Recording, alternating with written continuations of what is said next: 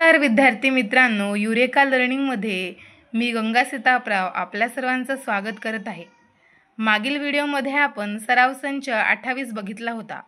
तर या व्हिडिओमध्ये आपण सराव संच 29 बघणार आहोत। त्यापूर्वी आपल्याला एक नियम माहिती पाहिजे।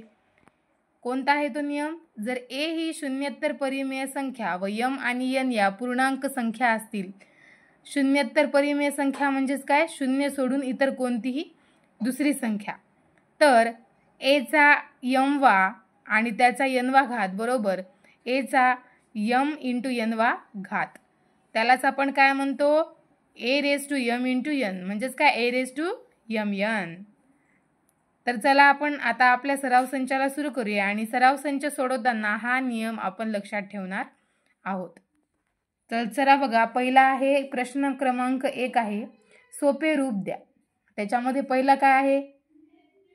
15/12चा तिसरा घात आणि त्याच्या होल ब्रॅकेटचा चौथा घात।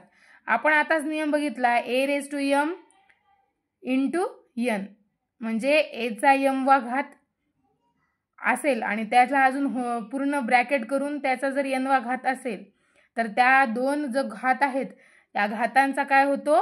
गुणाकार होतो। मग इथं काय येईल? 3 आणि 4चा काय होईल? इथे गुणाकार होईल। चला तर मग लिहूया आपण 15/12 चा 3 गुणिले चौथा घात, 3 चौक किती होतात? 12। मग उत्तर काय येईल आपलं? 15/12चा 12वा घात। दुसरा प्रश्न आहे 3 चा चौथा आणि त्या होल कंसाचा मायनस दुसरा घात, म्हणजेच काय? 3 raise to 4 bracket whole bracket raise to -2, म्हणजे इथं काय आहे?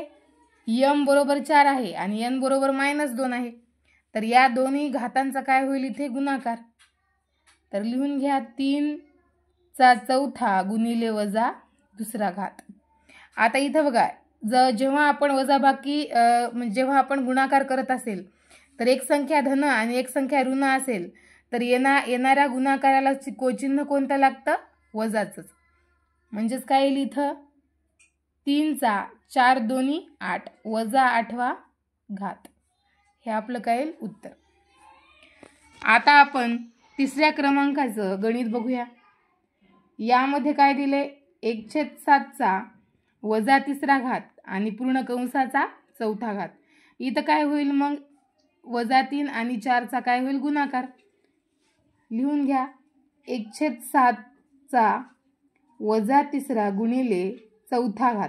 आता इथं बघा काय आहे? पहिली संख्या ऋण आहे आणि दुसरी संख्या धन आहे। जेव्हा ऋण आणि धन संख्यांचा आपण गुणाकार करतो तेव्हा त्याला चिन्ह कोणतं लागते? ऋणचं। तर इथं काय येईल? 4 1 4 4 दोन्ही 8 4 त्रिकम 12, मग 1/7चा काय होईल? वजा 12वा घात, हे आपलं काय? उत्तर। आता बघा ती चौथ्या क्रमांकाचं गणित बघूया आपण। इथं काय आहे? 2/5चा वजा दुसरा आणि त्या कंसाचा वजा तिसरा घात, मग या काय होईल? वजा दुसरा गुणिले वजा तिसरा घात, यांच्यामध्ये काय कोणतं चिन्ह लागेल? गुणाकाराचं। इथं बघा, जेव्हा दोन्ही संख्या या ऋण असतील तर ह्या काय होऊन जाईल? ऋण कॅन्सल होऊन जाते आणि काय येते? याचा गुणाकार काय येतो? अधिक मध्ये येतो, प्लस मध्ये येतो। मग काय येईल? 2/5चा 3 दोन्ही 6 6वा घात, हे काय येईल? आपलं उत्तर।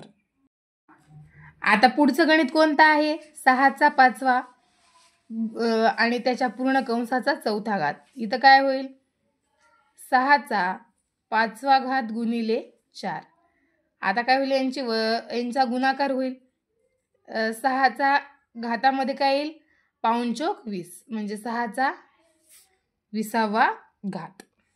तुम्ही याला असंच ठेवू शकता आणि किंवा त्याचा गुणाकार करून समोर पण कंटिन्यू मध्ये लिहू शकता।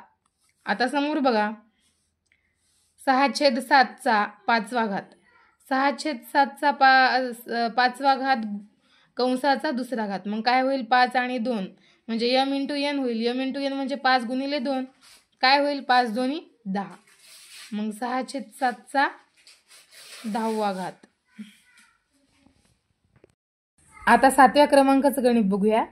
याच्यामध्ये काय आहे 2/3चा वजा चौथा आणि पूर्ण कंसाचा 5वा घात. मग इथं यम काय आहे -4 आणि n काय आहे 5. तर कसं लिहिणार आपण याला 2/3 कंसाचा यम इंटू n म्हणजे -4 गुणिले 5. आपण आताच बघितलं मागे की जेव्हा ऋण आणि धनसंख्या यांच्यामध्ये गुणाकार होतो तेव्हा चिन्ह कोणतं लागतं ऋणचं. मग काय येईल 2/3 4 25 वजा 20. आता 7व्या नंबरचं गणित बघूया. याच्यामध्ये काय आहे 5/8 चा तिसरा आणि कंसाचा वजा दुसरा घात. मग याच्यामध्ये यम 3 आहे, n वजा 2 आहे, यम इंटू n 3 गुणिले वजा 2. एक संख्या धन आहे, एक संख्या ऋण आहे, यांची काय होणार गुणाकार होणार आणि चिन्ह कोणतं लागणार ऋणच लागणार. मग 5/8चा 3 दोन्ही 6 वजा 6वा घात. आता शेवटचं गणित आपण बघणार आहोत. तर याच्यामध्ये काय आहे बघा 3/4चा 6वा घात आणि कंसाचा पहिला घात. मग हे कसं लिहिणार आपण 3/4चा 6वा घात गुणिले 1. याचं काय होतं m इंटू n म्हणजे 6 गुणिले 1. 6 गुणिले 1 किती होईल फक्त 6च राहील. मग 3/4चा 6वा घात. आता बघायचं आहे आपल्याला शेवटचं या प्रश्नामधलं गणित. ते कोणतं आहे 2/5चा वजा तिसरा आणि पूर्ण होल ब्रॅकेटचा दुसरा. मग इथं यम काय आहे -3 n काय आहे 2. मग 3 गुणिले 2 काय होईल 3 दोन्ही 6 आणि चिन्ह काय लागेल वजाचं. मग 2/5चा वजा 6वा घात. तर मग आता आपण प्रश्न क्रमांक 2 कडे वळूया. त्याच्या आधी आपल्याला हा रूल माहिती पाहिजे. जेव्हा a चा -mवा घात असेल म्हणजेच a च्या घातामध्ये अशी संख्या असेल जी ऋणामध्ये असेल त्याला लिहिताना आपण कसं लिहू शकतो धन करायचं असेल तर 1/a चा mवा घात. आणि दुसरा नियम काय आहे की a/b चा -mवा घात असेल अशी जर संख्या आली तर त्याला जर प्लसमध्ये तुम्हाला करायचं असेल पॉझिटिव्हमध्ये करायचं असेल तर आपण त्याला कसं लिहू शकतो b/a चा mवा घात. कळालं का इथपर्यंत. आता बघा आता आपण प्रश्न क्रमांक 2 सोडूया. खालील संख्या धन घातांक वापरून लिहा. आता वरच्या 2 नियमांचा इथं आपण वापर करणार आहोत. आता बघा 2/7चा मायनस दुसरा घात आहे. मायनस दुसरा घात आहे त्याला जर आपण पॉझिटिव्ह मध्ये करायचं असेल म्हणजे धनसंख्येमध्ये रूपांतर करायचं असेल तर आपण त्याला काय करायचंय पहिले इथं धनसंख्या लिहून घ्या 2.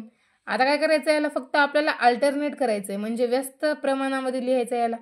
म्हणजे वरची संख्या खाली आणि खालची संख्या वर लिहितो की नाही. आपण नियम बघितलाय जेव्हा a/b चा -mवा घात असतो तर त्याला जर पॉझिटिव्ह मध्ये धनमध्ये रूपांतर करायचं असेल तर b/a चा mवा घात येईल. म्हणजे इथं 7 काय येईल अंशामध्ये येईल आणि 2 काय जाईल छेदामध्ये. आणि तुम्ही इथं असं रिझन पण लिहू शकता की a/b चा -mवा घात बरोबर b/a चा mवा घात. आता दुसरा प्रश्न बघूया आपण. इथं काय आहे दुसऱ्या प्रश्नामध्ये a/b म्हणजे 11/3चा -5वा घात आहे. तर इथं पण सेम प्रोसिजर आहे आधीच्या गणितासारखी. काय करणार आपण याला पॉझिटिव्ह लिहिण्यासाठी इथं बघा धन 5 लिहिलं पहिले मी. आता काय केलं जे खाली छेदामध्ये 3 आहे त्याला लिहिणार तुम्ही अंशामध्ये आणि जे अंशामधले 11 आहे ते खाली काय लिहिणार आपण रिझन काय लिहू शकतो a/b चा वजा mवा घात बरोबर b/a चा mवा घात. हे रिझन तुम्ही लिहिलं तरी चालतं.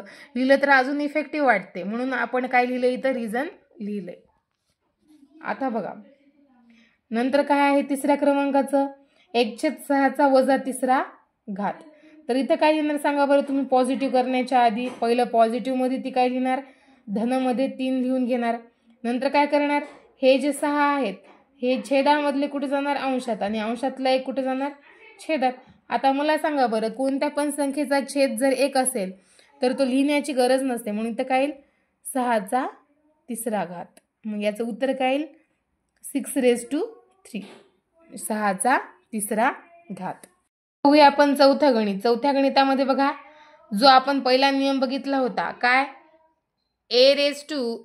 a⁻m बरोबर 1/3 ए रेज टू एम म्हणजे 1/a⁻m हे आपण वापरू शकतो इथं. तर बघा इथं काय लिहिणार मग आपण, हे जे y आहे हा आपण छेदामध्ये लिहिणार 1/y आणि याचा काय लिहिणार चौथा घात. कळालं का? 1/y चा चौथा घात. फक्त याला काय लिहिणार आपण छेदामध्ये लिहिणार. रिझन काय देणार इथं आपण ब्रॅकेटमध्ये a⁻m म्हणजेच a चा -m वा घात बरोबर 1/a चा m वा घात. अशा प्रकारे आपण सराव संच 29 हा पूर्ण सोडवून घेतला आहे. जर तुम्हाला माझा व्हिडिओ आवडला असेल तर नक्कीच लाईक करा, शेअर करा आणि तुमच्या मित्रमैत्रिणींना कळवा आणि सबस्क्राईब करा. थँक्यू.